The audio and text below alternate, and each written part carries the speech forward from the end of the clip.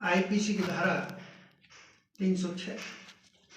और यदि हमने उसको मारने के मकसद से, जो पहला सील है कि हम जीव हत्या नहीं करें, लेकिन हम उस सील के खिलाफ काम करते हैं, अपना आचरण करते हैं, और कैसे वो आदमी मरने से बच जाता है, तो 307 लग जाएगी, अटेम्प्ट टू मर्डर। अब 307 302 से भी ज्यादा खतरनाक है,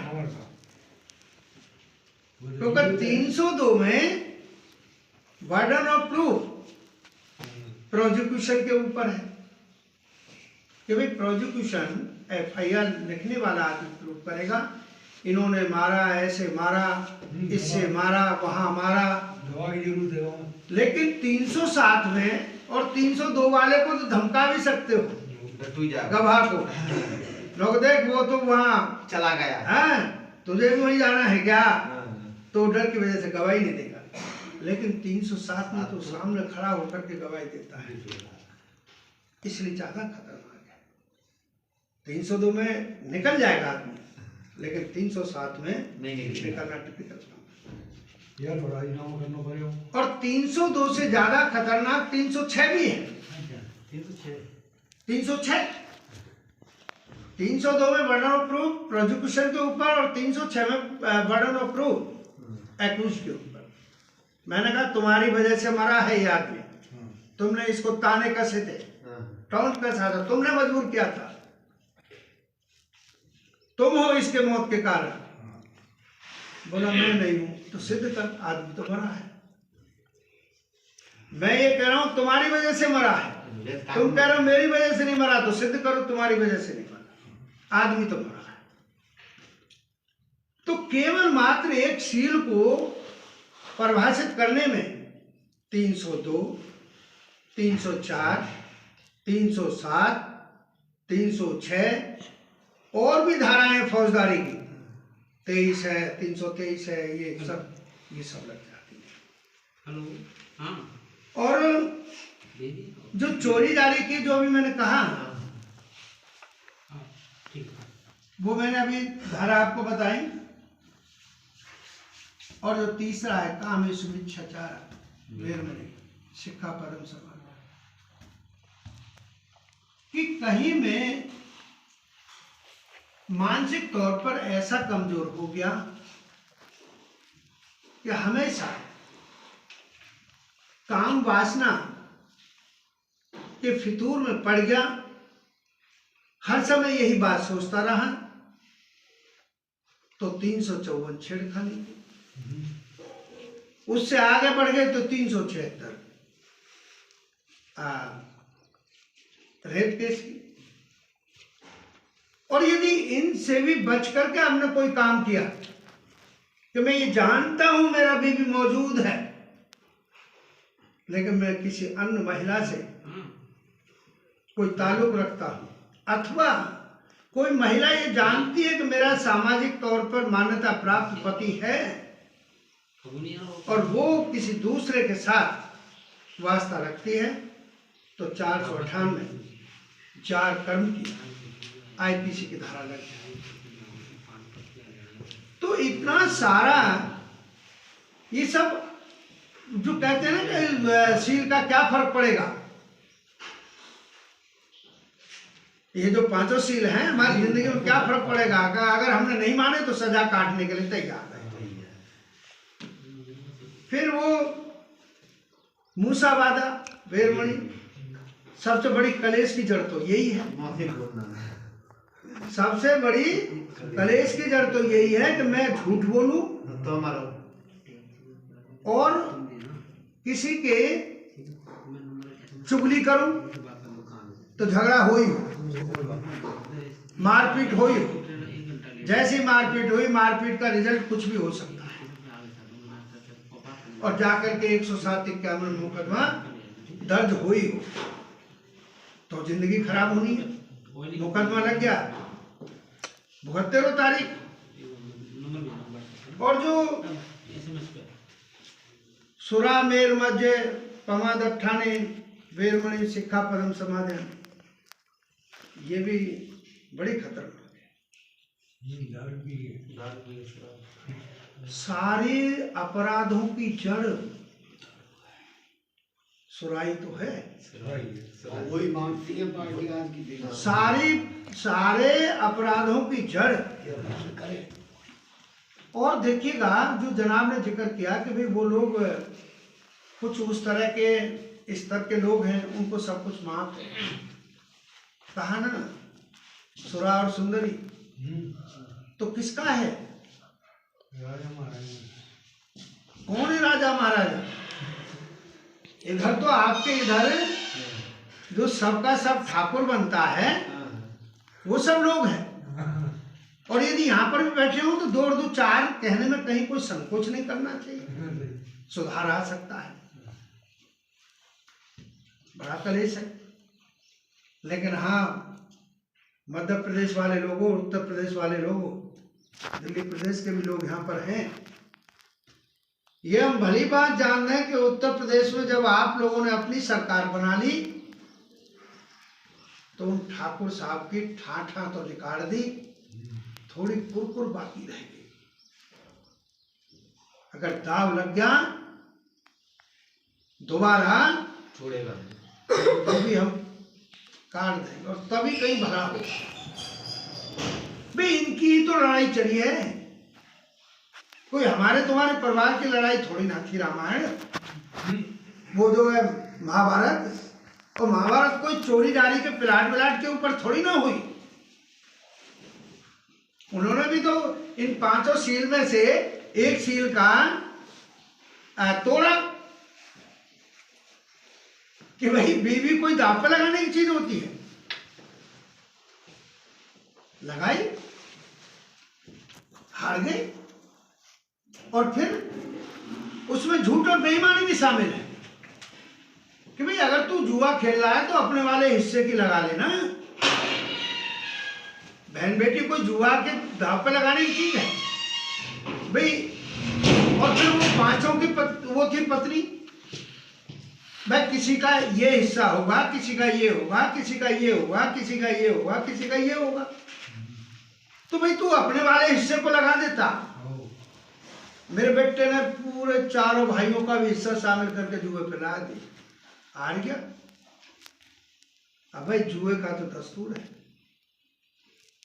कि जुए में जीती हुई चीज पर जीतने वाले का पूर्णतः अधिकार होता है। ऐसे ऐसे बेशर्म लोगों की कहानियां इस देश में पढ़ाई जाती है, अपना कसूर नहीं मानते। हाँ, भुगता भी उन्होंने, पूरा भारत हुआ महाभारत में। तो ऐसे करके, लेकिन समस्या यह कि हम लोग जानते तो हैं पर मानते नहीं हैं।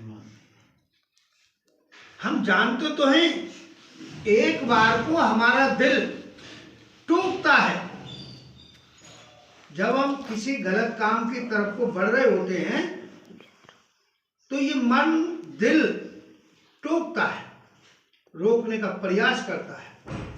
अगर रुक गए तो पंचशील का पालन हो गया और हम किसी अपराध करने से बच गए, सजा से बच गए। अन्यथा तो जेल की सलाखों के पीछे जाएंगे। और उसमें मैं ये भी कहना चाहता हूं कि जैसे बहुत सा इतना बड़ा हिम्मत कर रहे हैं, देखो ना, हम सारे लोग इनको छोड़ करके, भौजी को छोड़ करके हम सारे लोग चारों हाथ पैरों से पूर्णतः समृद्ध हैं, लेकिन आप वहां पर दिक्कत में हैं चलने फिरने में। लेकिन दिलदारी देखो, कोई भी इस देश का प्रदेश क्यों ना हो, वहां पर स्वयं मिलना। नहीं तो आजकल तो ये है ना जी, इसमें बात कर सकते हैं ना, स्वयं मिलना। अब मेहनत तो करें। ये जो अब मैं कह रहा हूं, ये चीज दोनों मीटिंगों का एक तरह से एग्जाम्पल जैसा हो जाएगा कि बौद्ध जी एक वैद्य जी थे। पुराने टाइम में वैद्य जी इलाज किया करते थे, आदमियों का भी और ढोरों का भी। अब की तरह थोड़े ही कि हमारे बालों के लिए डॉक्टर अलग है, स्किन के लिए अलग है, आंखों के लिए अलग, नाक के लिए अलग, गले के लिए अलग, बाद बाकी फिजिशियन अलग। पहले तो ऐसे नहीं था। तो एक वैद्य जी थे, एक उनका चेला था। तो वैद्य जी बेचारे गांव गांव घूमते थे और ऐसी तारपुर की सड़क भी न थी, पैदल पैदल ये खेत की पगडंडी पर मेड़ पे कर जाना। तो वैद्य जी जब एक गांव में जा रहे थे तो उस गांव के लोग बड़े परेशान थे और वो इकट्ठे में थे, सारे के सारे इकट्ठे हुए थे। वहां दरअसल एक ऊँटनी बीमार थी, उसके गले में फोड़ा था, लेकिन लोग जानते नहीं इसका इलाज क्या होगा, साधारण लोग क्या जानते। तो वैद्य जी जब वो मेड़ पर आते हुए देखे, गांव के लोग बोले भाई अब ठीक है, वैद्य जी आ रहे हैं, अब बच इलाज हो। वैद्य जी पहुंचे, हाँ भाई क्या दिक्कत है, क्यों परेशान हो रहे हो? कि वैद्य जी उधर चलो जरा उसको देखो, ऊँटनी को, ये तो बड़ी परेशान है। वैद्य जी ने ध्यानपूर्वक देखा और जब देखा तो वैद्य जी ने पाया कि उसके गले में एक फोड़ा है। वैद्य जी ने कहा भाई एक ईंट लाओ, ईंट मंगाई। वैद्य जी ने बड़े हिसाब से वो ईंट फोड़ा के नीचे रखी, बोले एक ईंट और लाओ, दूसरी ईंट आ गई। वैद्य जी ने अपने तजुर्बे के आधार पर, जिंदगी का जो तजुर्बा था, वैद्य जी का जो तजुर्बा था, उसके आधार पर दूसरी ईंट इस तरीके से फोड़े पे मारी कि फोड़ा फूट गया और ऊँटनी खड़ी हो गई। ठीक है, बात आई गई हो गई। चेला देख ही रहा था। चेला जैसे वैद्य जी के साथ साथ वापस गया तो बोला वैद्य जी बस हमारी थारी नहीं बनेगी तुम्हारा वैसे भाई ना नहीं। वैद्य जी बोले भाई क्या बात है, क्या बात है, अरे बात तो बता कुछ। हाँ नहीं वैद्य जी बस इतने दिन आएगा हमारे। तो पहले शिष्य परंपरा में ये ऐसा होता था कि अगर कोई राजमिस्त्री का भी काम सीख रहा है, चिनाई का काम भी सीख रहा है, तो उसका गुरु उसको करनी और वसूली करके उसकी मंगल कामना करता था कि तू अच्छा कमावे खावे, स्किल वर्कर बना देगा, हाँ परिवार को बढ़िया चलावे। ऐसे वैद्य जी ने ये सोच कर कि भाई ये मानेगा नहीं, उन्होंने वो जो दवाइयों की शीशी थी, बोतलें थी, वो उसको दी। बोले भाई अपना कमाओ खाओ, ठीक है, आपकी इच्छा है, जितना सीखा है उस आधार पर अपनी सफलता हासिल करो। ठीक है। अब वो चेले ने भी रास्ते तो देखे ही थे, अब रास्ते देखे थे तो एक दिन एक गांव में जा रहे थे वो, तो उस गांव के लोग बड़े परेशान थे, खड़े थे, एक बुढ़िया बीमार थी। ठीक है, चेला पहुंचा, वैद्य जी की स्टाइल से कहा कैसे खड़े हो भाई, कैसे दुखी हो रहे हो? अब जूनियर वैद्य जी हो चाहे वैद्य जी हो, सीनियर हो, वैद्य जी तो वैद्य जी, पब्लिक के लिए वैद्य जी। बोले वैद्य जी उधर चलो जरा। अब वो छप्पर के गए अंदर तो बुढ़िया को देखा, उसके गले में भी एक छोटी सी फुंसी थी, उससे परेशान। अब वो उसी स्टाइल में नकल मारो अभियान, रोक दो, बोले चलो एक ईंट लाओ, ईंट आ गई। उसने वो रखी फोड़े के नीचे, क्योंकि देख तो रही था पहले, बोला एक और लाओ, एक ईंट और आ गई। उसे टेक्नोलॉजी और ज्ञान तो था ही नहीं, उसने मारी ईंट, दूसरे वाली बुढ़िया मर गई। अब जैसे बुढ़िया मरी, वैद्य जी की ठुकाई पिटाई सुन। वही। और चेले जान वहां पहुंचे शाम को कि वैद्य जी आज तो मेरे साथ साथ ऐसे हुआ। अरे हुआ क्या कि वैद्य जी ऐसे से बात थी, वो बुढ़िया के गले में हो रहा था, तो उस दिन आपने उठनी को वो किया था ना, तो मैंने उसी तरकीब से किया। बोले रे पागल, तेने इतना दिमाग नहीं लगाया कि उठनी की चमड़ी मजबूत होती है और वो ईंट के दबाव को बर्दाश्त कर सकती है। आदमी की स्किन कितनी होती है, तो बुढ़िया को तो मरना ही था तेरी ईंट के दबाव से। तो वैद्य जी एक बहुत बड़े लक्ष्य के लिए चल रहे हैं, और लक्ष्य हासिल तभी होगा कि जो आपके यहाँ पर अनुयायी हैं, हम भी अनुयायी हैं, दूर भले ही रहते हैं, हम भी अनुयायी हैं, कि हम अनुयायी अनुसरण करने वालों की तरफ से एक भी काम ऐसा न हो जाए कि जो एक महान उद्देश्य है, उस महान उद्देश्य की प्राप्ति में कहीं लेश मात्र भी कोई झटका न लग जाए।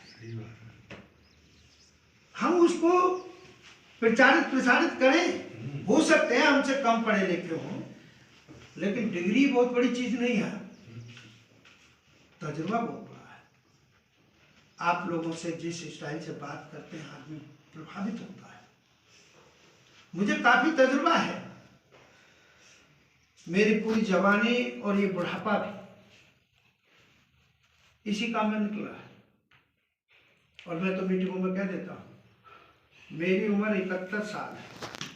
71 साल अभी 31 मार्च को पूरे हो जाएंगे, 72 लग जाएंगे। जब मैं टीम में बात कर रहा होता हूँ, मेरी उम्र 71 साल है, 71 को उल्टा कर दो, कितनी बनेगी? 17। तो 17 जैसी मेरी आवाज होगी,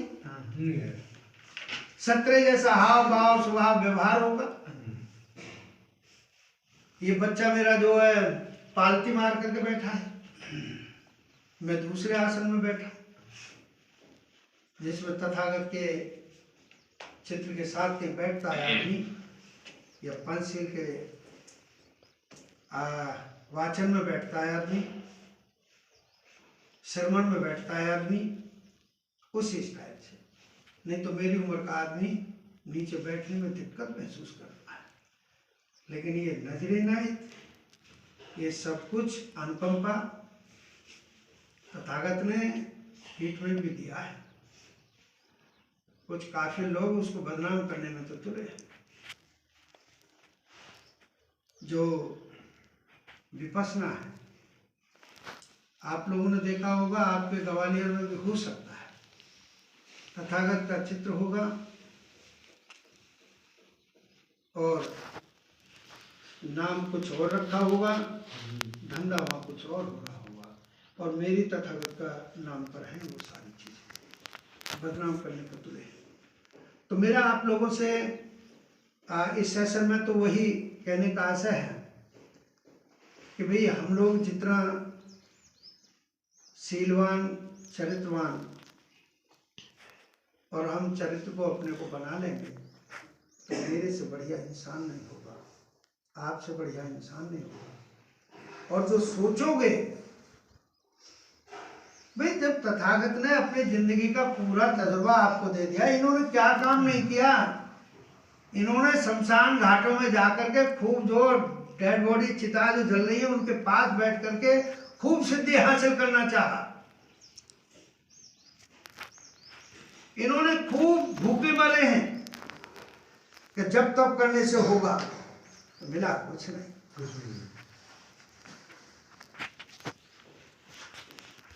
और मिला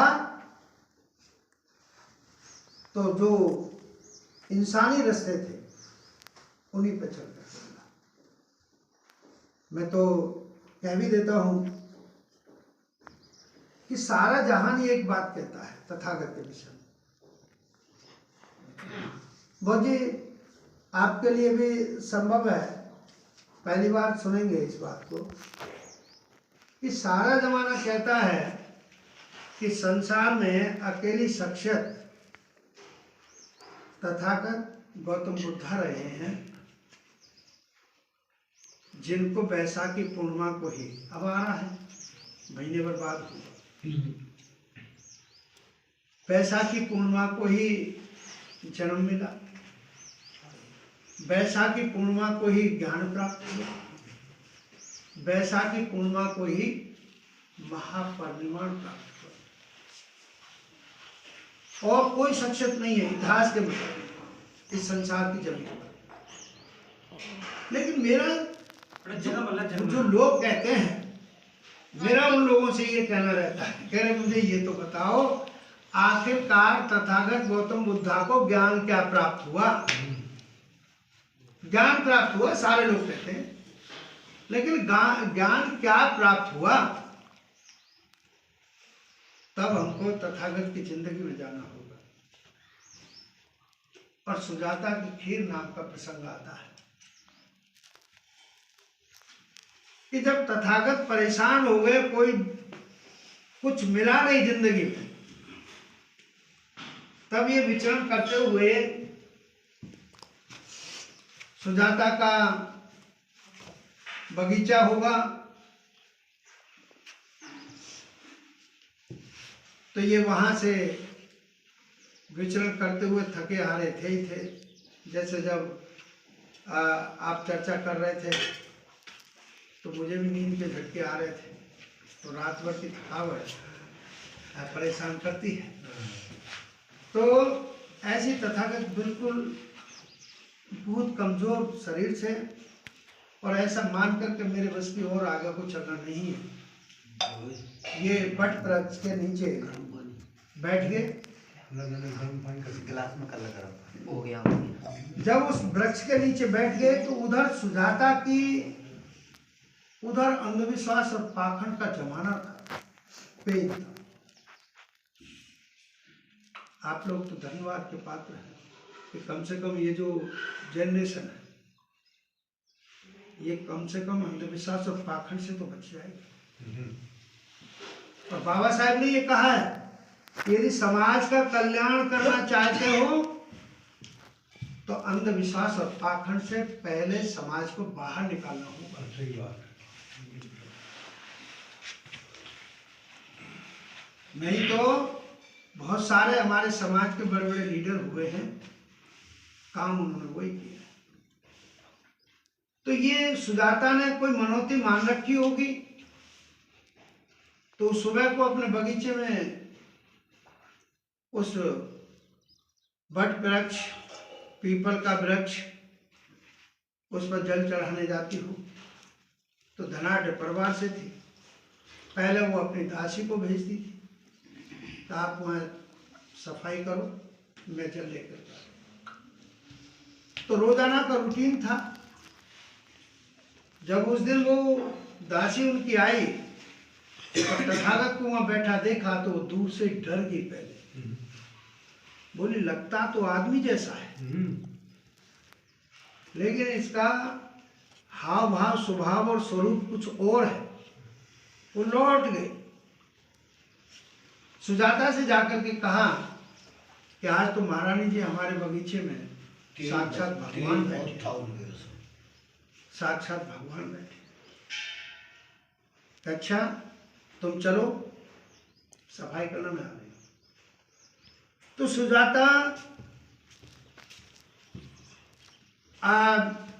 जल और जो खीर तैयार की उसको लेकर के वो गई बगीचे में। तथागत से पूछा कि तुम कौन हो? बताया तथागत। सुजाता ने पूछा आप यहाँ क्यों बैठे हो, यहाँ तक क्यों आए हो? तथागत ने कहा, तब तक तो सिद्धार्थ थे ना, कहा कि मैं ज्ञान प्राप्ति के लिए विचरण पर हूं, भ्रमण पर हूं। बोले आपका शरीर तो निर्जर हो रहा है, आप लोग बहुत कमजोर हो रहे हो, कहाँ तक जा पाओगे, चल नहीं पाओगे। मैं ये खीर लाई हूँ, खीर खाओ। बोले नहीं मुझे कुछ नहीं खाना। वो 4-5 और जो उनके साथी लोग थे वो भी आसे पासे बैठे थोड़ी थोड़ी दूरी पर। सुजाता ने धमकी स्वरूप कहा, धमकी शब्द भी मेरा ठीक नहीं होगा। सुजाता ने कहा कि आप अगर कुछ नहीं खाया तो बगैर ज्ञान के चले जाओगे, ये शरीर ही त्याग दोगे, मर जाओगे। क्या जब एनर्जी नहीं होगी तो खत्म हो जाओगे तो कुछ बता ही नहीं पाओगे, कुछ प्राप्ति नहीं हुआ होगा तुमको। तो ये खीर खाओ, एनर्जी जरूरी है। जैसे ही सुजाता ने प्रयास किया, उन्होंने इनकार किया, फिर भी सुजाता ने प्रयास करके उनको खीर खिलाई। जैसे ही खीर शरीर में गई, पेट में गई, प्राकृतिक व्यवस्था के हिसाब से आप लोगों ने भी खीर बनाई है, आप लोग यहाँ और भी कुछ बना सकते हैं, लेकिन खीर ही क्यों बनाई? क्योंकि सबसे बढ़िया प्राकृतिक व्यवस्था में एनर्जिक नहीं, एनर्जिक शक्तिवर्धक। तो जैसे ही खीर उनके शरीर में गई, उनको एनर्जी, ऊर्जा मिली। जैसे ही ऊर्जा मिली, तथागत के सिद्धार्थ गौतम के जवान से एक ही अल्फाज मिला कि आज मुझे ज्ञान प्राप्त हो गया। क्या कि आदमी ही आदमी का कल्याण कर सकता है। सही बात है। आदमी ही आदमी का कल्याण कर सकता है। इस जमाने की जमीन पर न कोई भगवान है, न खुदा है, न अल्लाह है, न ताला है, न ईसा है, न मसीह है, न कोई। आदमी ही आदमी का कल्याण कर सकता है। कि अगर सुजाता की खीर मुझे न मिली होती तो मैं बगैर ज्ञान के ही चला खत्म ही है ज्ञान। इसलिए मेरे विद्वान साथियों, जो मैंने वो एग्जाम्पल कोड किया, सभी लोग ऊर्जावान हैं। ये बच्चा लोग तो विशेष ऊर्जावान है। वो ऊर्जा सकारात्मक रूप में लगे और जिनका अनुसरण कर सकते हैं, ऐसे वरदान स्वरूप आपको बहुत सा मिले हुए हैं। लाखन से बहुत सा, उनका पूर्ण से 100% अनुसरण करते हुए हम अपने जीवन का जो लक्ष्य है, और हमारे जीवन का लक्ष्य, उनके जीवन का लक्ष्य एक ही तो है, उसको प्राप्त करने में आप लोग अपनी एनर्जी लगाएंगे और गुरु चेले वाला उदाहरण जिंदगी में नहीं अपनाएंगे, उससे नुकसान होगा। अगर यहाँ नालंदा विश्वविद्यालय की बात सोची है, इंटरनेशनल बुद्ध विहार तो आपने बना दिया, इतने से चल जाता है। मैं शायद 2 वर्ष होने को होंगे तब मैं इधर आया था, 22 में। तो तब भी मुझे इधर मान सम्मान मिला, अपनी बात रखने का मौका मिला। और अभी तो हम चूंकि एक सेशन में बात कर रहे हैं, सेशन जानते हैं कि भाई मेरे से बढ़िया और भी कोई वक्ता हो सकता है, मेरे से बढ़िया और भी कोई गाइड हो सकता है। तो वो चीज आपने देखा है कभी? 302 का मुकदमा रामलाल ने श्यामलाल को मार दिया, तो रामलाल वर्सेस श्यामलाल नहीं चलता है, रामलाल वर्सेस राज्य सरकार चलता है।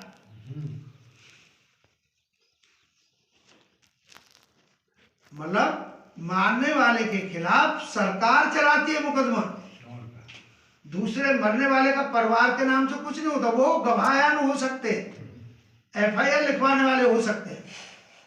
तो क्यों? वो इसलिए कि जमीन पे कोई भी मानव जीव है कि बाबा साहेब के संविधान के मुताबिक हर एक की वैल्यू, हर एक की कीमत एक जैसी है। और ये मान करके चला जाता है, बहुत सारे आप देखिएगा बीमार हैं हॉस्पिटल में और बिल्कुल दम छोड़ने को तैयार है, लेकिन डॉक्टर ये नहीं कहता कि इसको इंजेक्ट करके वो खत्म कर दे। ना कष्ट भुगत रहा है, हो सकता है ये ठीक हो जाए तो ये कहीं समाज के कल्याणकारी बन जाए, देश के हित में हो जाए। इसलिए समान दंड प्रक्रिया संहिता लगती है और समान रूप से उसको माना जाता है। इसलिए हम में से हर आदमी वैल्यूबल है, हर आदमी के पास एक से एक बढ़िया विचार है, सबकी अपनी भी प्लेस वैल्यू है। इसलिए जो है तुम बढ़िया ना प्लेस वैल्यू। जैसे ये बच्चा लोग है तो बहुत साहब के सानिध्य में, दीपा बैठी है उनके सानिध्य में, आप जैसे बुजुर्ग इधर आते हैं उनके सानिध्य में, ये बच्चा लोग भी कुछ अच्छी बात सीख रहे होंगे और सीखते सीखते अपने भी विचार हो जाते हैं। हमें कौन सी माँ की कोख से ये सब कुछ सीख कर क्या है, आप जैसे लोगों से सीखा है, करेक्शन हमने किया है। और जो आपके यहाँ का कलेक्टर होगा ना, डीएम, उस सरकारों ने भी, इन सरकारों ने नाम नहीं रखा उसका कलेक्टर, अंग्रेजों ने रखा था कलेक्टर। कलेक्टर का मतलब होता है इकट्ठा करने वाला। क्या लगान, टैक्स, रेवेन्यू टैक्स वो इकट्ठा करेंगे और अंग्रेजों की सरकार को पहुंचाएंगे। और कान खोल करके सुन लो, समय बड़ा परिवर्तनशील होता है। तो प्रकृति है, समय क्या है, प्रकृति तो है। प्रकृति का सबसे बड़ा नियम परिवर्तनशीलता का होता है। आपने देखा होगा, फिल्मों में देखा होगा कि जो अंग्रेजों के वायसराय, अंग्रेजों के इंग्लैंड से आए हुए लोग जो यहाँ वर्दी पहनते थे ना अफसरान की, आज तुम्हारे बाजे वाले आज आपके बैंड वाले पहनते हैं जो अंग्रेजों के वायसराय पहनते थे। तो देखो परिवर्तनशीलता है भाई, प्रकृति का नियम है। पूर्णतः आज हम भले ही किसी एक बार को 100 में से 1% ये मान लें हो पाएगा नहीं हो पाएगा, हो पाएगा नहीं हो पाएगा। प्रकृति ने साथ दिया, मानवता ने साथ दिया, आप जैसे अच्छे लोगों ने, इंसानों ने साथ दिया और इंसानियत के काम के लिए साथ दिया, तो जो लक्ष्य है वो 100% पूरा होगा, उसमें कहीं कोई लेस मात्र भी संदेह नहीं है। तो ऐसी बात कहते हुए इस समय के शब्दों के लिए मैं विराम देता हूँ। दूसरी मुलाकात में फिर चर्चा करेंगे।